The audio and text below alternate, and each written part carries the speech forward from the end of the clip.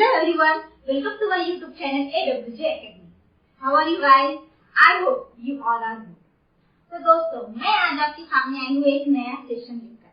आज हम सीखेंगे प्रैक्टिस सेट 3.3 के कुछ रिमेनिंग क्वेश्चन। तो फिर चलिए बिना देरी के हम आज के सेशन को यहाँ पे स्टार्ट करते हैं। हम क्वेश्चन नंबर 7 यहाँ पे सॉल्व करते हैं। क्या है क्वेश्चन? चलिए हम यहाँ पे पढ़ते हैं। In an AP, sum of 3 consecutive terms is 27 and their product is 504. Find the terms. यहाँ पे क्या दिया है? Sum of 3 consecutive terms. 3 consecutive terms से उसकी sum यहाँ पे हमें दी गई है 27 और उसी का प्रोडक्ट हमें यहाँ पे दिया है 504. तो वो टर्म्स हमें यहाँ पे निकालनी है कि कौन सी वो टर्म्स है। लेकिन दोस्तों यहाँ पे उसके नीचे ये भी दिया है कि assume that 3 consecutive terms in AP are A minus B, A and A plus B. तो हमें यहाँ पे दिया है कि आप ये 3 consecutive terms assume कीजिए। तो चलिए हम इसे यहाँ पे सॉल्व करेंगे। सबसे पहले हम लिखेंगे let 3 consecutive terms in AP are A minus B, A and A plus B. ये लिख लिया हमने। अब दोस्तों क्वेश्चन में क्या लिखा है? सम ऑफ 3 consecutive terms, यानी इन 3 consecutive terms का सम हमें यहाँ पे दिया गया है। तो चलिए हम यहाँ पे लिखेंगे सम A minus B plus A plus A plus B। तीनों भी टर्म का हमने यहाँ पे सम किया है, जो कि कितना दिया हुआ है? 27। तीनों भी टर्म का सम हमें यहाँ पे दिया गया है 27। तो हमने यहाँ पे लिख दिया है। अभी चलिए ये ब्रैकेट को सॉल्व करते हैं। A minus B plus A plus A plus B is equal to 27।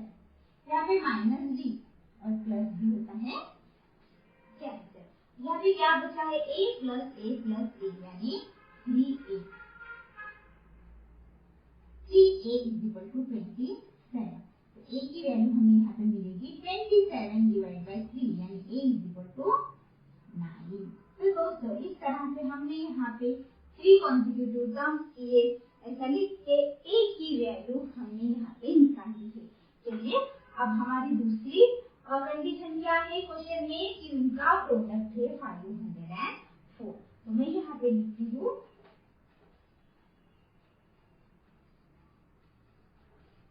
3 consecutive terms is 504। तो दोस्तों यहाँ तक तो मैंने यहाँ पे लिख दिया है। चलिए इसके बाद हम सॉल्व करेंगे, लेकिन सबसे पहले आप इसे नोट कर लीजिए। तो चलिए इन तीनों भी टर्म का प्रोडक्ट यहाँ पे दिया हुआ है A minus B into A into A plus B is equal to 504। तो चलिए इसे सॉल्व करेंगे। यहाँ पे दो ब्रैकेट दिए हैं A minus B A plus B, यानी हम इसको ऐसे लिख सकते हैं A square minus B square into A is equal to 504। Okay दोस्तों, अब A की वैल्यू हमने निकाली थी, कितनी आई थी? 9। तो चलिए यहाँ पे पुट करेंगे 9 square minus D square into 9 is equal to 504। इसको हम यहाँ पे ब्रैकेट में लिखेंगे। ओके दोस्तों, अब इस 9 को हम इस तरफ भेजेंगे, यानी 81 minus D square is equal to 504 divide by 9। 81 minus D square is equal to, ये कितना आएगा? 56। तो अब 81 minus 56 is equal to D square. 81 minus 56 कितना होता है? 25 is equal to D square. तो दोस्तों हमें यहाँ पे तो D की वैल्यू निकालनी है। तो चलिए हम यहाँ पे स्क्वायर रूट ले लेते हैं। तो D की वैल्यू कितनी आएगी? Plus minus 5। ओके, तो यहाँ पे हमें डी की वैल्यू मिली है प्लस माइनस 5। दोस्तों हमें यहाँ पे क्या निकालना है कि 3 कॉन्सेक्यूटिव टर्म्स कौन कौन से है वो हमें यहाँ पे निकालनी है। हमने ए की वैल्यू भी निकाली है और डी की वैल्यू, लेकिन यहाँ पे डी की वैल्यू है प्लस माइनस 5। अब हम टर्म्स कैसे निकालेंगे, हम क्या करेंगे, पहले हम प्लस 5 को पुट करेंगे और उसके बाद हम माइनस 5 को पुट करके वो टर्म्स निकालेंगे। तो चलिए आगे सॉल्व करेंगे। Then d is equal to plus 5, the 3 consecutive terms are, पहली टर्म कौन सी थी, a माइनस b, यानी 9 माइनस 5 इज इक्वल टू कितना आया 4। दूसरी टर्म थी a इज इक्वल टू 9 और तीसरी थी a प्लस b, यानी 9 प्लस 5 कितना होता है 14। तो दोस्तों इस तरह से हमने ये d की वैल्यू अगर प्लस 5 रखते हैं तो 3 कॉन्सेक्यूटिव टर्म्स कौन से होते हैं, 4, 9 एंड 14। यहाँ तक समझ में आया। चलिए अब हम d की वैल्यू माइनस 5 रख के वो 3 कॉन्सेक्यूटिव टर्म्स यहाँ पे निकाल लेते हैं। लेकिन दोस्तों तब तक आप इसे नोट कर लीजिए। तो दोस्तों चलिए then d is equal to minus 5, तो वो 3 टर्म्स कौन से होंगे, a माइनस b, यानी 9 माइनस, अब ये d की वैल्यू माइनस 5 है तो ब्रैकेट में रख के हम यहाँ पे माइनस 5 लिखेंगे, यानी 9 प्लस 5 इज इक्वल टू कितनी मिली हमें, फर्स्ट टर्म मिला है हमें 14। अब उसके बाद सेकेंड टर्म है a की वैल्यू है 9, तो ये तो हमें मिल गया है। अभी थर्ड कॉन्सेक्यूटिव टर्म है a प्लस b, यानी 9 प्लस d की वैल्यू है माइनस 5, यानी 9 माइनस 5 इज इक्वल टू 4। तो इस तरह से d की वैल्यू माइनस 5 रखने से हमें ये 3 कॉन्सेक्यूटिव टर्म्स यहाँ पे मिलती है। तो दोस्तों आई होप आपको ये क्वेश्चन समझ में आया होगा। तो दोस्तों इसी तरह से हमने क्वेश्चन नंबर 7 भी यहाँ पे सॉल्व कर लिया है। क्वेश्चन नंबर 8, तो फिर चलिए पढ़ते हैं कि क्या क्वेश्चन दिया है। क्वेश्चन है find 4 consecutive terms in an AP whose sum is 12 and sum of third and fourth term is 14। तो यहाँ पे क्या दिया गया है दोस्तों, हमको क्या निकालना है, 4 consecutive terms यहाँ पे निकालनी है जिसकी यहाँ पे सम दी गई है 12 और थर्ड और फोर्थ टर्म की भी जो समेशन है वो है 14। फिर चलिए इसको हम आगे सॉल्व करेंगे और कौन सी 4 कॉन्सेक्यूटिव टर्म्स थे वो हम यहाँ पे निकालेंगे। दोस्तों यहाँ पे एक और बात दी गई है जो कि इसके पहले प्रॉब्लम में भी दी गई थी। यहाँ पे दिया है assume the 4 consecutive terms in APR a minus d, a plus b and a plus 2d। तो यहाँ पे हमें कौन सी टर्म्स अज्यूम करनी है, ये जो 4 टर्म्स यहाँ पे दी गई है वो हमें यहाँ पे अज्यूम करना है। तो चलिए इसका आंसर मैं लिखती हूँ, let the 4 consecutive terms be a minus b, a plus d and a plus 2d। Okay दोस्तों, अब इसके बाद यहाँ पे क्या कंडीशन दी गई है कि find the 4 consecutive terms in an AP whose sum is 12। तो ये जो टर्म्स दी गई है उसकी सम कितनी दी गई है 12। तो चलिए हम यहाँ पे लिखेंगे अभी from the given condition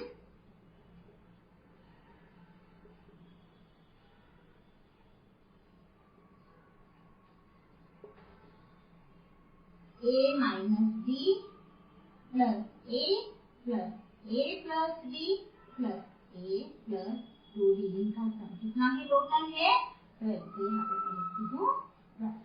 okay चलिए अब इस ब्रैकेट को ओपन करेंगे, a minus b plus a plus b plus a plus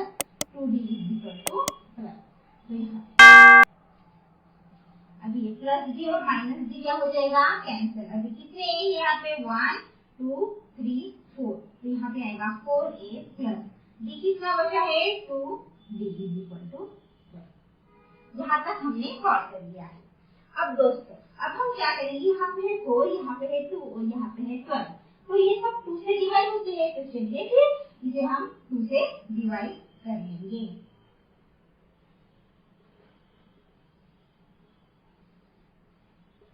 कितना आएगा 2a plus b is equal to, ये 2 से डिवाइड होगा तो 6, तो ये इक्वेशन हमें यहाँ पे मिला है, हम देंगे इसे इक्वेशन नंबर 1। ओके दोस्तों, यहाँ तक समझ में आया आपको। मैंने क्या किया कि जो अज्यूम करना था हमें 4 टर्म्स, वो हमने लिख लिए। उसके बाद जो कंडीशन दी गई थी जिनका सम कितना है 12, ये भी मैंने यहाँ पे लिख लिया और यहाँ से मैंने ये इक्वेशन यहाँ पे निकाला है। तो दोस्तों आप इसे नोट कर लीजिए, इसके बाद का सॉल्यूशन मैं आपको बताती हूँ। तो दोस्तों इसके बाद की कंडीशन क्या है कि जो थर्ड और फोर्थ टर्म है उसकी सम है 14। तो चलिए मैं यहाँ पे अभी लिखती हूँ, थर्ड टर्म हमारी कौन सी है, a प्लस d प्लस और fourth a plus 2d is equal to कितना आता है, उनका सम कितना दिया है 14। तो फिर चलिए ये कितना आएगा 2a plus 3d is equal to आया 14। तो ये हुआ हमारा सेकंड इक्वेशन, इक्वेशन नंबर 2। अब हमें फर्स्ट इक्वेशन मिला है। हमारा फर्स्ट इक्वेशन कौन सा था, यहाँ पे मैं लिखती हूँ, तो a plus d is equal to 6, ये हमारा था इक्वेशन नंबर 1 और ये हमें मिल गया है अभी इक्वेशन नंबर 2। अब हम क्या करेंगे, इक्वेशन 1 को इक्वेशन 2 में से सबट्रैक्ट कर देंगे। तो फिर चलिए इसके आगे मैं सॉल्व करती हूँ। Subtracting equation 1 from equation 2, तो सब्ट्रैक्ट करेंगे 2a plus 3d is equal to 14 और यहाँ पे 2a plus d is equal to 6। Subtract करना है तो क्या होता है, सबका साइन चेंज होता है, ये है प्लस तो माइनस, प्लस तो माइनस, प्लस तो माइनस, ये हो गया plus 2a minus 2a cancel, ये 3d minus d 2d is equal to, ये 14 माइनस 6 कितना होता है 8, तो d is equal to 8 divide by 2 यानी 4। तो d की वैल्यू हमें कितनी मिली है, d की वैल्यू हमें मिली है यहाँ पे 4। दोस्तों यहाँ तक समझ में आपको, d की वैल्यू हमें मिली है 4। अब दोस्तों अब हम क्या करेंगे, इस d की वैल्यू को किसी भी एक इक्वेशन में पुट करके a की वैल्यू भी निकालेंगे, लेकिन पहले आप इसे नोट कर लीजिए। तो दोस्तों चलिए इसे आगे सॉल्व करते हैं। d की वैल्यू हमें मिली है 4, यहाँ पे मैं लिखती हूँ put d is equal to 4 in equation 1। Equation 1 हमारा क्या था, 2a plus d is equal to 6। तो चलिए d की जगह पे हम पुट करेंगे 4, 2a plus 4 is equal to 6 यानी 2a is equal to 6 minus 4, 2a is equal to 2 यानी a की वैल्यू कितनी मिली हमें 1। दोस्तों कितनी मिली है, a की वैल्यू 1 मिली है, d की वैल्यू हमें मिली है 4 एंड a की वैल्यू हमें मिली है 1। तो अब हम क्या करेंगे, जो हमने कॉन्जिक्यूटिव टर्म्स अज्यूम की थी उससे हम a और d की वैल्यू पुट कर देंगे। चलिए और उससे हमें मिलेगी first term, second term, third term and fourth term. तो देखिए d की वैल्यू है 4 और a की वैल्यू है 1। तो फर्स्ट टर्म क्या अज्यूम किया था हमने, a माइनस b यानी a की वैल्यू कितनी है 1 माइनस 4 यानी कितनी आती है -3। फर्स्ट टर्म आया हमारा -3। अभी सेकेंड टर्म हमारा क्या था a की वैल्यू कितनी है 1, सिंपल सेकेंड टर्म आ गई है 1। थर्ड टर्म हमारा था a प्लस d यानी 1 प्लस 4 इज इक्वल टू 5, ये है थर्ड टर्म। और fourth term a plus 2d यानी 1 प्लस 2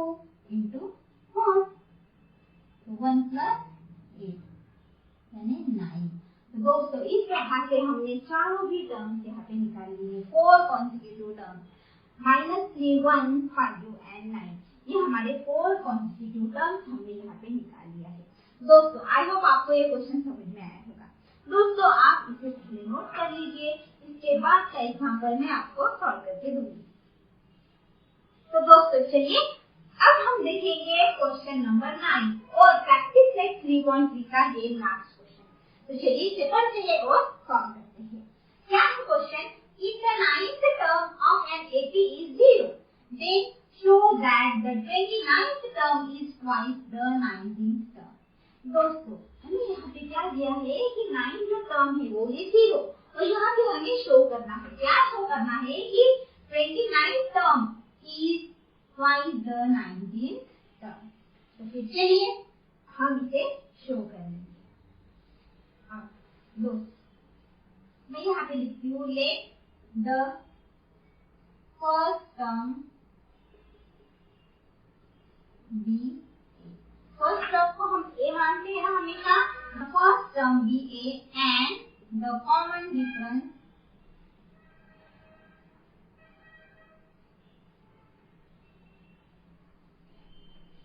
be B.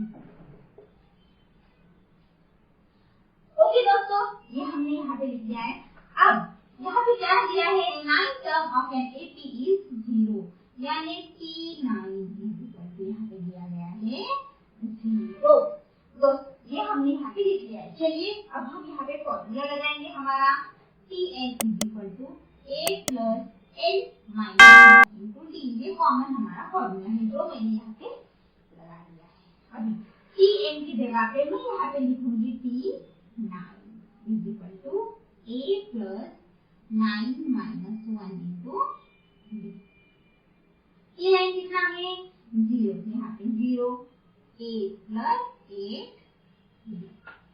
दोस्तों चलिए यहाँ पे मैं लिखती हूँ A plus 8 D is equal to 0। अब ये तो इक्वेशन हमें यहाँ पे मिल गया है, लेकिन मैं यहाँ पे A की वैल्यू लिखूंगी A is equal to -8 D। ये आएगा ना, ये प्लस 1 है उस तरफ जाके -8 है।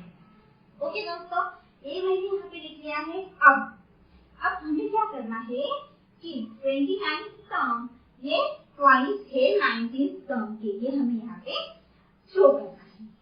फिर चलिए मैं यहाँ पे लिखती हूँ फॉर